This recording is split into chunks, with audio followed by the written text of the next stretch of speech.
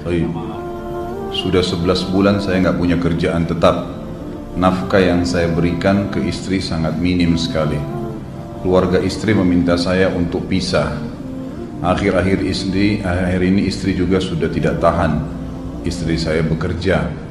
Sebenarnya kami masih saling menyayangi. Istri saya masih cinta sama saya. Ustadz, gimana saya menyikapi masalah ini? Apa saya ikuti maunya istri dan keluarga? Saat ini istri saya lagi didekati pria lain yang lebih mapan dan kaya. Salahkah saya kalau memukul pria tersebut? Karena pria itu telah mengambil kesempatan dalam kesempitan rumah tangga kami. Ustadz minta amalan atau wirid untuk melapangkan rezeki.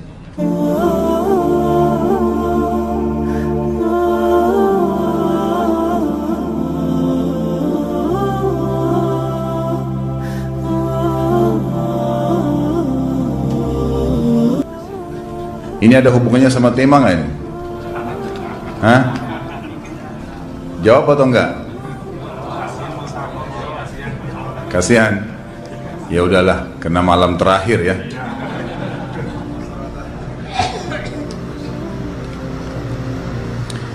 Yang pertama sekali, saya menyarankan Anda saran dari laki-laki ke laki-laki. Prinsiplah. Dan jangan merendahkan diri di hadapan wanita. Maksudnya begini, pada saat seorang wanita yang menjadi istri Anda membutuhkan Anda, tunjukkan kebutuhan kita 1000 kali daripada dia. Dia sayang, dia perhatikan, dia siap berkorban. Kita harus 1000 kali lebih hebat daripada itu. Laki-laki memang penaung.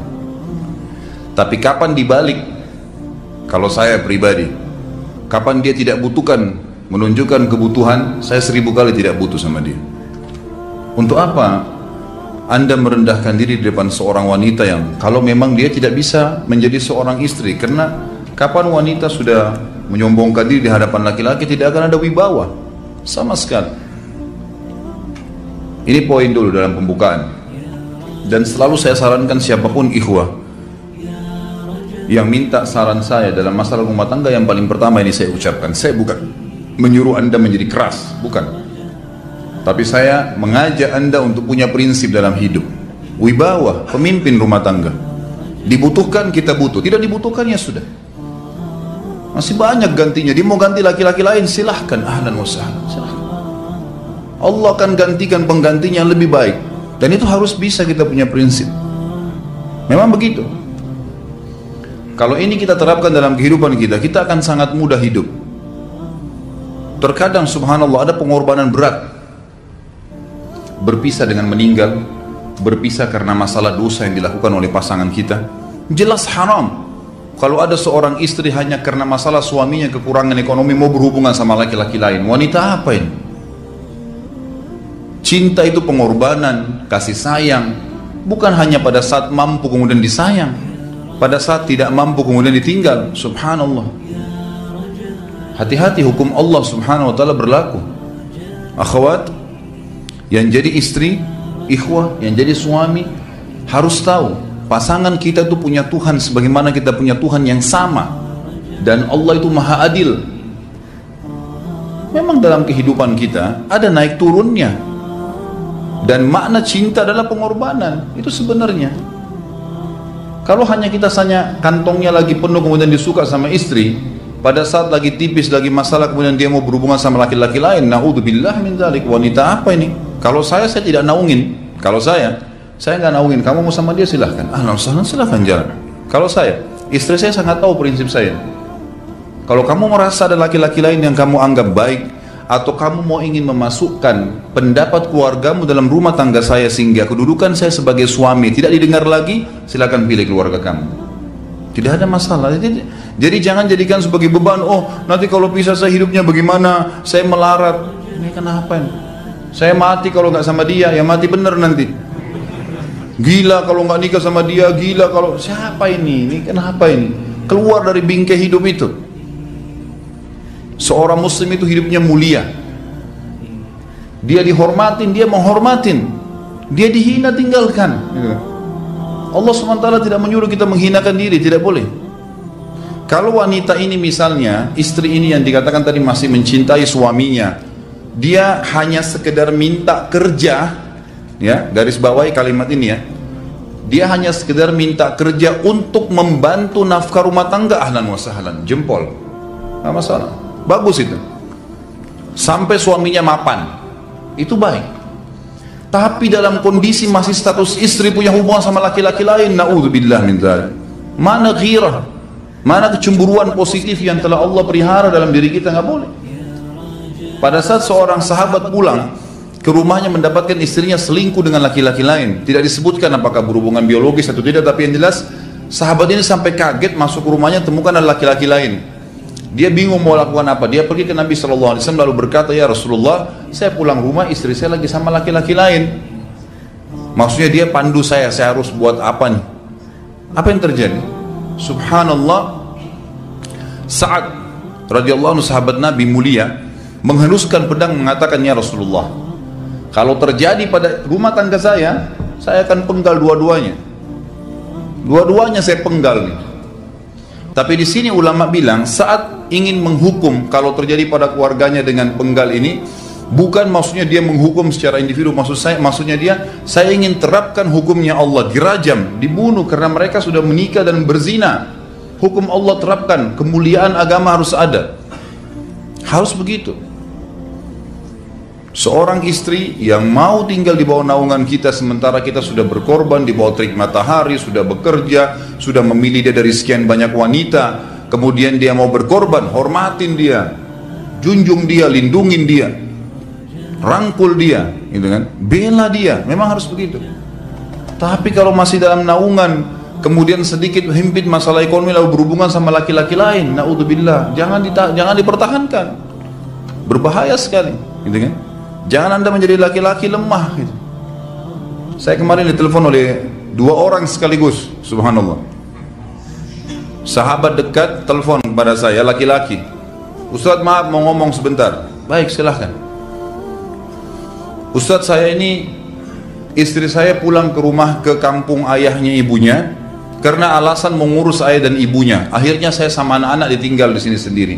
Setiap kali saya panggil pulang, dia bilang, sudahlah saya nggak mau pulang, kalau mau nikah lagi silahkan. Dia bahasakan begitu. Bagaimana sarannya Ustaz? Saya bilang nikah lagi. Dengan tegas saya bilang nikah lagi. Kalau tidak terbuka pintu fitnah. Perempuan itu kenapa harus pilih orang tuanya? Tidak boleh secara syar'i, nggak boleh. Sudah menerima akad nikahnya seorang laki-laki, laki-laki itu yang dinomorsatukan di atas ayahnya, nggak ada alasan. Kalau suami izinkan boleh urus orang tua, kalau nggak diizinkan tidak boleh, nggak boleh. Bagaimana dia tinggalkan suaminya sama anaknya? Kaget itu saya katakan begitu. Iya, bahkan sekarang hukum poligami sudah wajib bagi Anda, nggak boleh. Wajib sekarang. Ini ragu mau melangkah seakan-akan poligami itu dosa, padahal dia ditinggal oleh istrinya. Bagaimana bisa ini? Ada laki-laki seperti ini nggak punya prinsip, harus melangkah. Dia sudah dapat jawaban saya, dikasih ini, Ustaz teman saya juga mau bicara, masalahnya sama lagi. Ustaz istri saya tinggalkan saya, Ustaz kayak mau menangis. Sebentar, jangan pakai nangis laki-laki. Apa ini cengeng? Ditinggal wanita nangis, subhanallah. Orang nangis itu ditinggal meninggal Rasulullah SAW, ketinggalan sholat subuh berjamaah, itu nangis. Nggak jadi jihad, nah itu nangis. Ditinggal perempuan nangis, la ilaha illallah. Allah ciptakan perempuan lebih banyak daripada laki-laki. Ini bukan menurunkan martabat perempuan ya. Artinya harus seorang pemimpin itu punya wibawa. Nggak bisa, kalau nggak akan dianggap remeh nanti. Istri itu dinaungin, dilindungin, dididik, diberikan haknya ia. Berikan berlipat-lipat penghormatan sebagaimana dia berikan satu penghormatan, nggak apa-apa.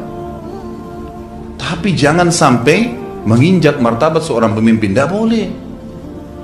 Akhirnya saya sampai bilang sama dia, akhi, ambil keputusan. Kamu mau balik sama saya berumah tangga di sini, atau kamu pilih rumah orang tua kamu? Oh, saya pilih orang tua saya, baik, saya ceraikan kamu sekarang. Assalamualaikum, tutup telepon, selesai. Jangan lama-lama. Cengeng sekali. Udah sujud sama Allah, saya masih berat cintanya Allah. Ia minta kepada Allah subhanahu wa ta'ala, minta gampang dihilangkan dari hati. Sebagaimana dia datang dia bisa keluar, gampang itu. Subhanallah ya, jangan terlalu mencintai dunia berlebihan. Kalau saran saya, kalau istri anda ini tanya baik-baik, kalau kamu bekerja hanya karena mau bantu nafkah rumah tangga sekarang, ahlan wa sahlan, silahkan. Selama pekerjaan halal, antar dia ke tempat kerjanya, muliakan dia, jaga, jemput pada saat pulang, anda pembelahnya, begitu. Tapi kalau berhubungan sama laki-laki, ada subhanallah suami depannya dia istrinya telepon laki-laki lain dan dia menerima itu. Mana ini? Dalam agama haram, wallah haram itu hukumnya, nggak boleh. Itu namanya dayuth dalam agama. Nabi SAW mengatakan Allah melaknat dayuth. Kata sahabat, siapa itu dayuth ya Rasulullah? Laki-laki yang tidak punya cemburu terhadap pelanggaran agama yang terjadi pada istrinya. Gimana caranya? Nggak boleh dalam agama Islam, gitu kan? Makanya biasakan hati kita terisi dengan cinta kepada Allah SWT dan bukan cinta kepada manusia. Mencintai istri karena Allah yang perintahkan, mencintai suami karena Allah yang perintahkan. Jadi semua karena Allah.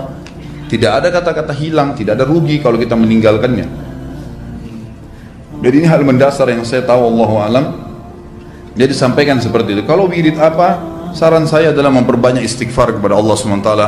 Gunakan momen musibah itu sebagai kesempatan untuk mendekatkan diri dengan Allah Subhanahu wa taala. Begitu.